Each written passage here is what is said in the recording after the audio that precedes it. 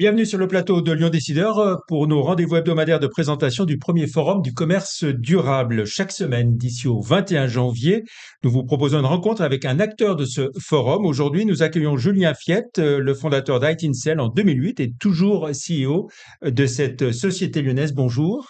Bonjour. Petit rappel donc pour commencer, le premier forum du commerce durable, c'est une initiative conjointe de P2P Meetings et du groupe de médias Rosebud Tribune de Lyon, Lyon Décideur. Objectif, présenter des solutions éco-responsables pour transformer le commerce. Ces solutions, ce sont entre autres celles d'Itincell. Julien Fiette, petit retour en arrière, 2008, vous créez votre entreprise. Avec quelle idée en tête et c'était quoi le projet à l'origine? Alors à l'origine, on était un acteur éditeur de logiciels, hein, comme aujourd'hui, mais axé uniquement sur le suivi des colis dans le réseau des transporteurs. Donc petit à petit, on a développé une plateforme qui a permis aux acteurs de suivre leurs colis au niveau mondial, quel que soit le transporteur. Aujourd'hui, on travaille sur des outils qui vont permettre de réduire le vide dans les colis e-commerce. Donc là, c'est un exemple Voilà. réel, hein, Voilà. d'un Donc ça, c'est téléphone. un smartphone, hein, voilà, C'est un smartphone qui se trouve dans un grand carton.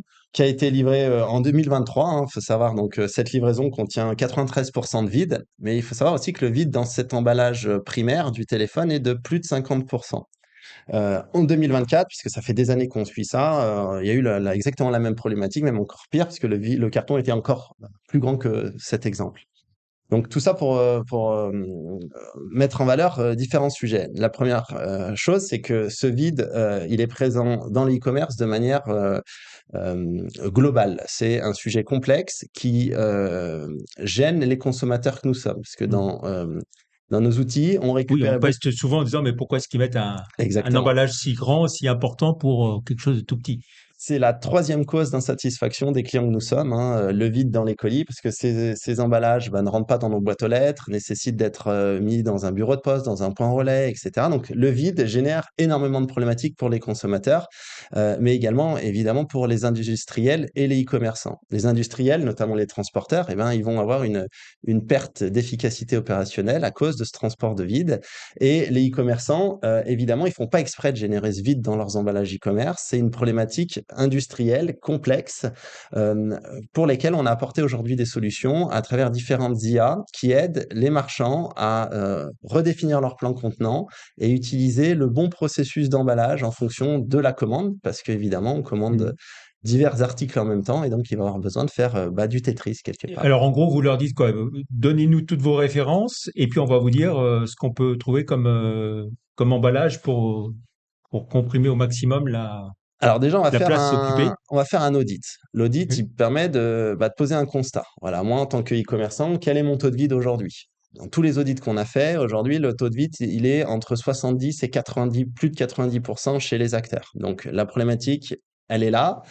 Une fois que le constat, il est posé, on va aider les marchands à identifier le bon plan d'empaquetage. C'est-à-dire que typiquement, s'ils ont un, deux, trois, généralement une petite dizaine, une grosse dizaine d'emballages, leur nombre d'emballages n'est pas suffisant pour aller réduire le vide dans leur colis. Donc, on va les aider à redéfinir la taille de ces emballages, mais également peut-être à ajouter un certain nombre d'emballages en fonction de leurs objectifs de taux de vide. Parce que si, à suite à un audit, ils ont 70% de vide, pour le réduire, ils n'ont pas 25 solutions. Ils font augmenter le nombre Mhm. d'emballages Mhm. ou investir dans de la mécanisation et pas de la mécanisation 1D, plutôt de la Mhm. mécanisation 3D pour faire de l'emballage à façon. Voilà. Alors, l'objectif, c'est quoi? C'est de passer, diminuer quoi? À 40, 40, Alors, 50% oui, il va de taux de falloir vide? globalement diviser par deux, hein, Sachant puisque qu'il y a le Green Deal qui impose un certain nombre de choses, hein, c'est ça? au niveau européen, le Green Deal va imposer un taux de vide maximum pour les e-commerçants de 50%. Hein. Pourquoi? Parce que faut savoir que la logistique et le transport, c'est la première source mondiale d'émissions carbone. Donc si on veut agir là-dessus, il faut qu'on améliore l'efficacité énergétique et aujourd'hui, le vide dans un emballage e-commerce, ben, c'est un gaspillage colossal de Mmh. ressources. Mmh. Alors, cette solution concrète, vous allez la présenter au forum, au premier forum du commerce durable, le 21 janvier à Lyon. au On Palais de la va, Bourse. on va la présenter lors de cet événement pour donner des restitutions sur des audits qu'on a réalisés pour bien faire comprendre la Mm. problématique qui est chez tous les acteurs et même les très grands comptes et surtout comment on est en capacité d'apporter des solutions pour améliorer la performance environnementale des acteurs et en même temps économique parce que la facturation du transport au poids volumétrique est de plus en plus présente et donc les acteurs, au-delà de l'aspect réglementaire, vont avoir aussi un intérêt économique à investir dans ce type de solution. Très bien, eh ben, on découvrira ça. Donc, ce sera l'objet d'une des 8 demi-journées, hein, de ce forum du commerce durable.